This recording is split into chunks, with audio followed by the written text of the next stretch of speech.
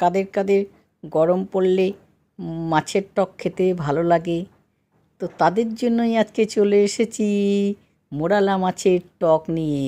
মোরালা মাছের টক খেতে দারুণ ভালো লাগে এই গরমের দিনে। তো দেখো আজকে আমি মোরালা মাছের টক করব, কিভাবে করছি। আমার মতন যদি তোমরা করতে চাও তো প্লিজ দেখে নাও। সবাইকে ওয়েলকাম। প্লিজ ফলো করে সাবস্ক্রাইব করে নিয়ে তারপরে দেখো। আর নতুন নতুন রান্নার জন্য তোমরা কমেন্ট করবে, আমি নতুন নতুন রান্না তোমাদের দেখাবো। তো মাছগুলোকে ভালো করে ধুয়ে বেছে নিয়ে লবণ হলুদ মাখিয়ে দেখো গরম তেলে দিয়ে দিয়েছি। সর্ষে তেলে করলে ভালো লাগবে বন্ধুরা। তো ভালো করে প্রথমে ভেজে তুলে নিব। কারা কোত্থেকে দেখছো বন্ধুরা সবাই একটু কমেন্টে জানিও।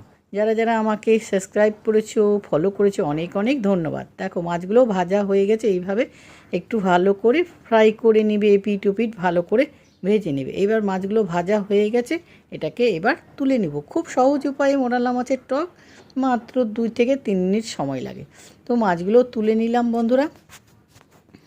এরপরে কি করছি দেখো, প্রসেস দেখলেই তোমরা ভাবলো এত সোজা করতে। হ্যাঁ, আমিও প্রথমে বিশ্বাস করতে পারেন যে এত কম সময়ে মোরালা মাছের টক করা যায়।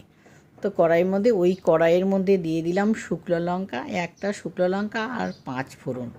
5 ফোড়ন দিয়ে একটু ভেজে নেব যখন সুগন্ধটা বেরোবে। আর এদিকে দেখো তেঁতুলের পালটা রেডি করে নিয়েছি। তেঁতুলকে জলে ভিজিয়ে রেখেছি। হালকা উষুম জলে, যদি তাড়াতাড়ি করতে যাও হালকা উষুম জলে দেবে, দেখবে সব তেঁতুলের পাল বেরিয়ে যাবে।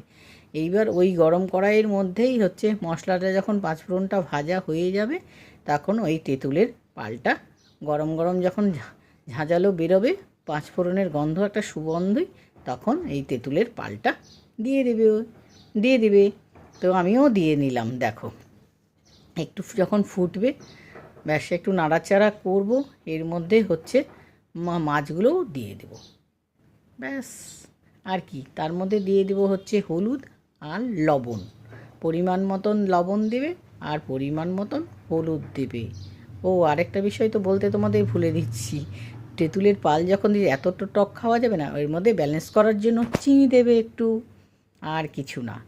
রেডি হয়ে গেল আমার বন্ধুরা তেঁতুলের পাল। এই যে চিনি দিয়ে নিলাম, তোমাদের দেখাতে ভুলে গেছিলাম, পরে আবার চিনি দিলাম, দিয়ে ব্যালেন্স হয়ে যাবে। ব্যাস রেডি আমার মোরালা মাছের টক। গরম গরম ভাত দিয়ে খাও, দারুণ অপূর্ব। শরীর ঠান্ডা থাকবে, মন ঠান্ডা থাকবে, আর সবাইকে খাইয়েও তারা সবাই তৃপ্তি সহকারে তোমাকে বা বলবে দারুণ হয়েছে। বন্ধুরা একবার করে দেখো, আমাকে কমেন্ট করে জানাও, লাইক করো, শেয়ার করো, চ্যানেলটাকে সাবস্ক্রাইব করে